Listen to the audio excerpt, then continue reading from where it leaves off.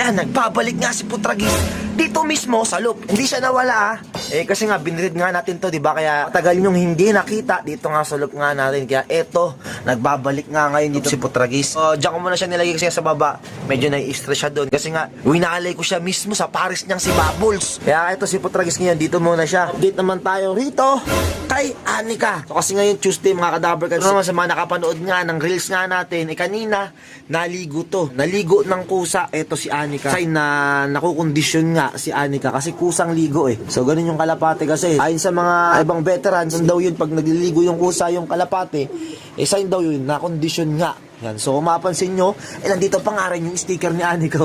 Hindi ko pa rin tinanggal. So Thursday na ikakarga nga si Anika sa Qatar. Hindi sa Qatar sa ibang bansa Qatar man sa Hamar. Yan. So Thursday ang kargahan. Kaya ayun. Naubos na